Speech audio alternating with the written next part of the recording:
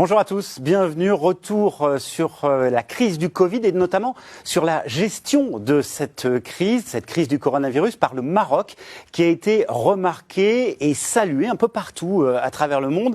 Et c'est le ministre de l'Industrie, du Commerce, de l'économie verte et numérique du Maroc qui est avec nous, Moulay Hafid El Alami. Bonjour. Bonjour. Merci de nous rejoindre sur Euronews et Africa News. Alors je disais salué, y compris par l'Union européenne il y a quelques jours. Il faut dire que vous êtes allé très vite. Bien écoutez, on n'a pas eu tellement le choix en tant que ministère. Le roi du Maroc a pris des décisions stratégiques fortes. D'abord de fermer le territoire très très tôt, ce qui a permis au niveau sanitaire d'avoir en totalité 210 morts à ce jour. Ce qui est malheureux, mais c'est quand même très peu par rapport à ce qu'on aurait pu avoir. Et nous avons eu des orientations très claires pour d'abord l'approvisionnement. Le Maroc n'a manqué de rien. Oui, il y avait des masques, il y avait du gel, il y avait tout ce qu'il fallait. Oui. Oui, d'abord de la nourriture.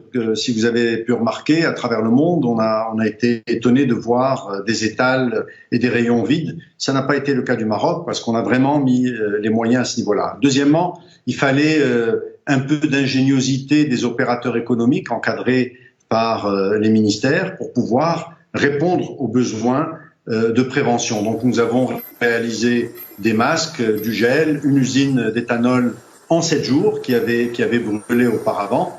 Il y a eu aussi la réalisation de respirateurs artificiels de très haut niveau. Donc nous avons tout à fait en toute transparence découvert une jeunesse marocaine avec des capacités d'innovation et d'ingénierie très élevées, ce qui nous a fait pousser des ailes pour pouvoir désormais les accompagner davantage. Voilà, mobilisation du secteur industriel, innovation, vous l'avez dit, et partage, c'est important également de cette expérience face au Covid.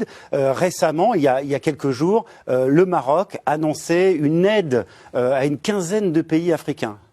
Alors, nous avons eu la décision du roi du Maroc d'accompagner 15 pays africains dans une première étape avec des quantités substantielles de masques, de gel, de médicaments, de visières, de blouses, de charlottes, etc., de façon à protéger les populations. Et ça a été une opération réalisée en un temps record.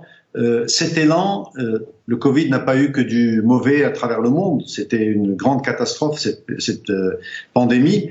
Néanmoins, on a découvert des élans de solidarité invraisemblables, à la fois à l'intérieur du pays, mais aussi à l'extérieur. Nous avons envoyé des masques en Europe, dans beaucoup de pays européens, à la demande de nos amis européens, parce qu'il y avait des manques à travers le monde.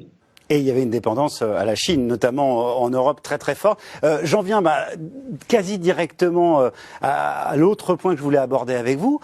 Vous disiez il y a quelques jours, il faut réviser, il faut refaire le partenariat entre l'Union européenne et le Maroc en termes de coopération, notamment industrielle. Est-ce que vous pouvez nous expliquer un petit peu le fond de votre pensée? L'Europe, à mon sens, ne devrait pas se fermer sur elle-même, mais avoir un ensemble un peu plus large de partenaires fiables sur du long terme, avec des capacités d'agilité et de donner à l'Europe cette compétitivité dont elle aura besoin. Certes, il faut de la relocalisation.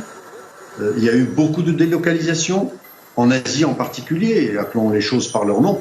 Aujourd'hui, nous sommes en mesure de réviser ensemble ce partenariat pour qu'il soit mutuellement bénéfique. Nous avons des capacités de production avec des capacités d'ingénierie importantes qui peuvent être mises à contribution pour que l'Europe devienne encore plus compétitive, évidemment en récupérant une partie de ce qui se fait à l'extérieur, et c'est tout à fait normal. Nous considérons que le Maroc est en mesure de constituer une des pièces importantes du puzzle de la compétitivité et de la production européenne de demain. Merci infiniment d'avoir été avec nous, Monsieur le Ministre, et à très bientôt. Merci pour votre invitation. Merci, au revoir.